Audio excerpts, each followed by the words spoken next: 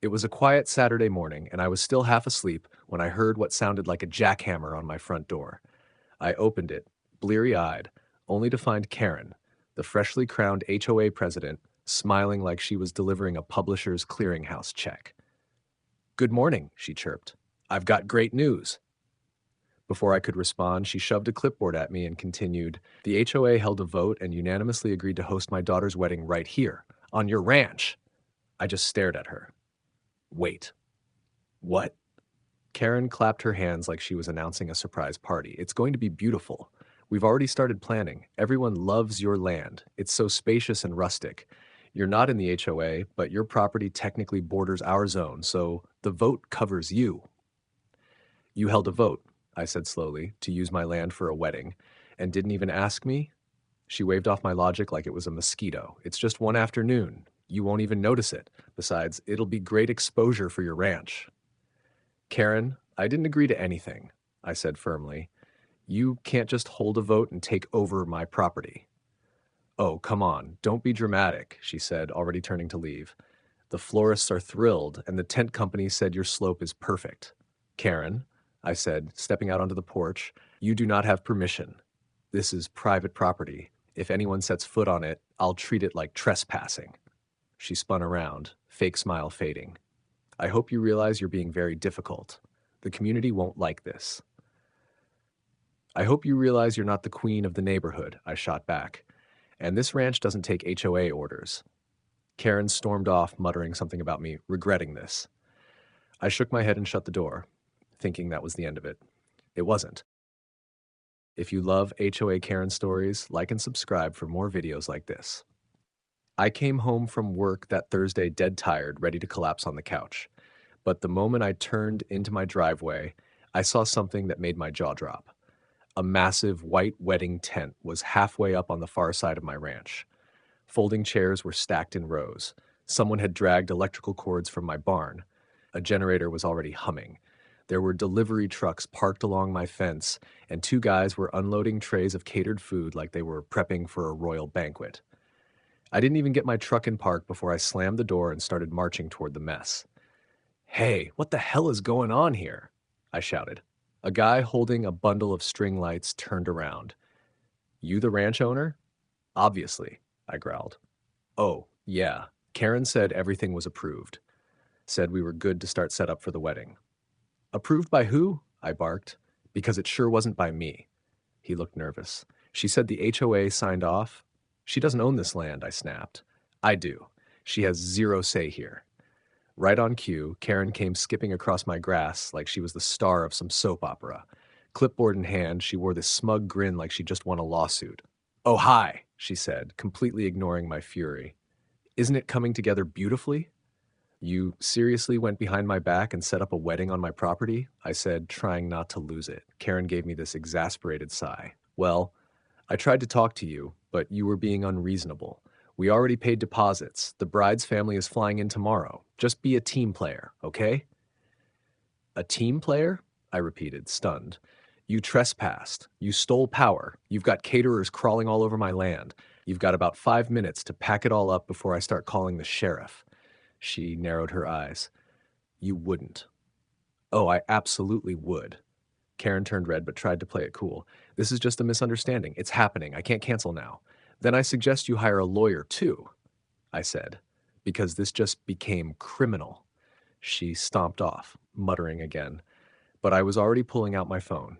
This wasn't over. I was about to make her really regret crashing my ranch. After Karen pulled that stunt, I knew she wasn't bluffing. She'd poured money into this wedding and assumed I'd eventually roll over once things got going. But what she didn't know was I wasn't just angry, I was prepared. See, the moment I saw the tents and catering gear on my property, I didn't just call the county to report the trespassing.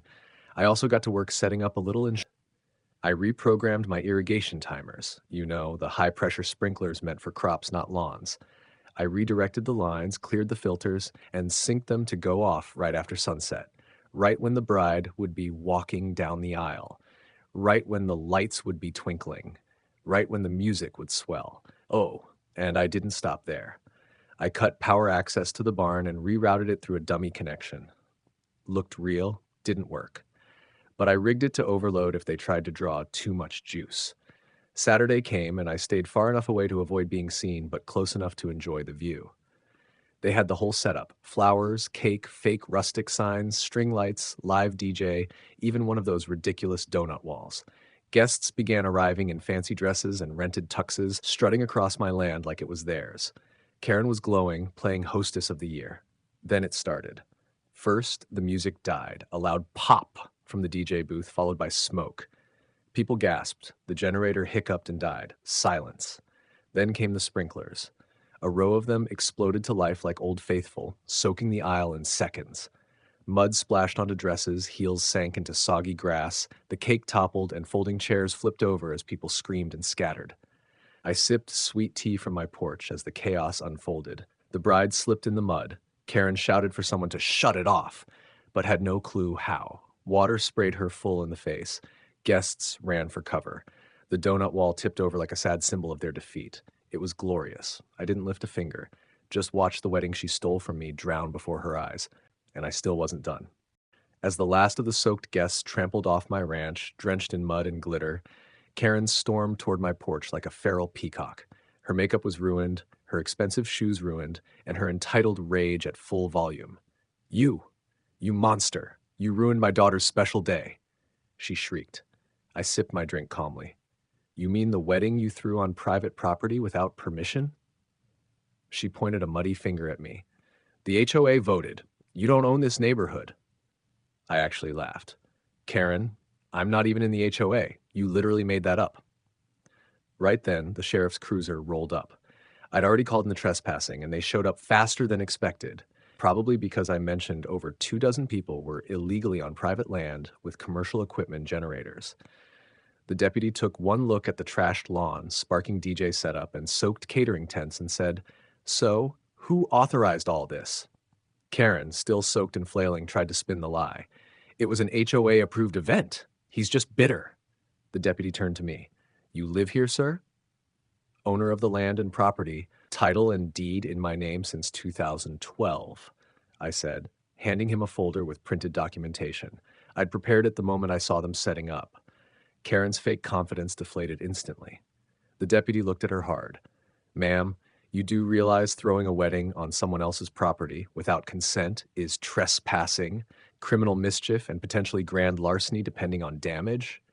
Karen tried to backpedal, claiming she was misinformed, that it was just a misunderstanding, but the damage was done. Final tally: destroyed irrigation system, electrical theft from a generator illegally spliced into my barn's power box, broken fencing, and over $8,000 in landscaping damage. Karen was charged with criminal trespassing, property damage, utility tampering, filing a false HOA notice since the vote never existed. She ended up with thousands in fines, 2 years probation, and nearly faced jail time. The only thing that saved her from it was pleading guilty and agreeing to pay full restitution. Plus, she was permanently barred from holding any HOA position again. Her daughter, she had to take wedding photos next to a tilted porta potty and soggy cake. As for me, I added motion sensors and cameras across the ranch and changed the sprinkler timer to run randomly, just in case.